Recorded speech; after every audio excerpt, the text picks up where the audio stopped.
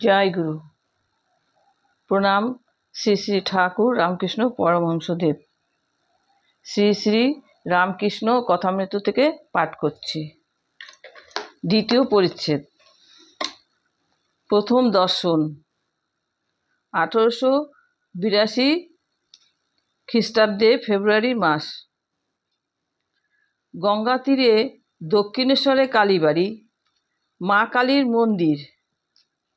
বসন্তকাল, ইংরাজি 1882 খ্রিস্টাব্দের ফেব্রুয়ারি মাস।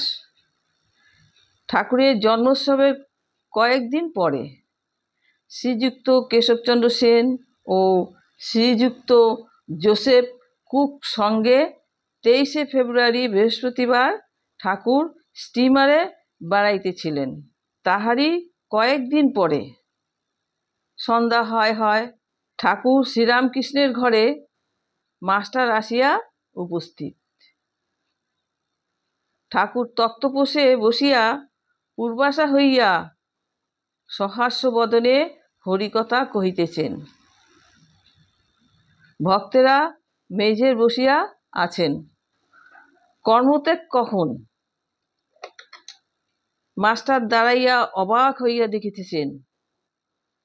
তাহার বোধ হইল যেন সাক্ষাৎ সুখদেব ভগবত কথা কহিতেছেন, আর সব তীর্থের সমাগম হইয়াছে। অথবা যেন শ্রী চৈতন্য পুরীক্ষেত্রে রামানন্দ স্বরূপাদি ভক্ত সঙ্গে বসিয়া আছেন ও ভগবানের নাম গুণকীর্তন করিতেছেন। ঠাকুর বলিতেছেন, যখন একবার হরি বা একবার রাম নাম করলে রোমাঞ্চ হয়, অশ্রুপাত হয়, তখন নিশ্চয়ই যেন সন্ধ্যাদি কর্ম আর করতে হবে না। তখন কর্মত্যাগের অধিকার হয়েছে। কর্ম আপনা আপনি ত্যাগ হয়ে যাচ্ছে। তখন কেবল রাম নাম কি হরিনাম কি শুদ্ধ ওঙ্কার জপলেই হলো। আবার বলিলেন, সন্ধ্যা গায়ত্রীতেও লয় হয়। গায়ত্রী আবার ওঙ্কারে লয় হয়। মাস্টার সিধুর সঙ্গে বরানগরের এ বাগানে ও বাগানে বেড়াইতে বেড়াইতে এখানে আসিয়া পড়িয়াছেন। আজ রবিবার 26শে ফেব্রুয়ারি, 15ই ফাল্গুন। অবসর আছে, তাই বেড়াতে এসেছেন। শ্রীযুক্ত প্রসন্ন বারুজ্যের বাগানে কিয়ৎক্ষণ পূর্বে বেড়াইতেছিলেন। তখন সিধু বলিয়াছিলেন, গঙ্গার ধারে একটি চমৎকার বাগান আছে, সে বাগানটি কি দেখতে যাবেন? সেখানে একজন পরমহংস আছেন।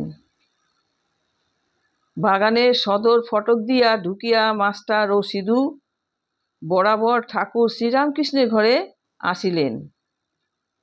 মাস্টার অবাক হইয়া দেখিতে দেখিতে ভাবিতেছেন, আহা, কি সুন্দর স্থান, কি সুন্দর মানুষ, কি সুন্দর কথা। এখান থেকে নড়তে ইচ্ছা আর করছে না।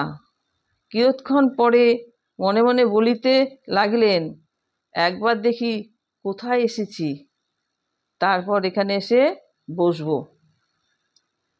সিধুর সঙ্গে ঘরের বাহিরে আসিতে না আসিতেই আরতি মধুর শব্দ হইতে লাগিল। এককালে কাসর, ঘণ্টা, খোল, করতালি বাজিয়া উঠিল। বাগানের দক্ষিণ সীমান্তে হইতে নহবতের মধুর শব্দ আসিতে লাগিল।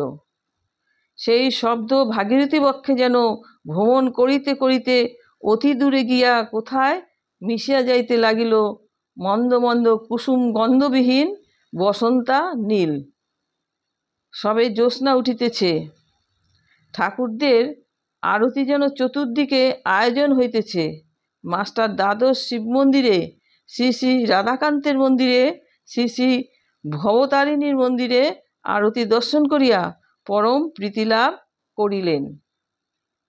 সিধু বলিলেন, এটি রাসমণির দেবালয়, এখানে নিত্য সেবা, এখানে অনেক কাঙাল আসে।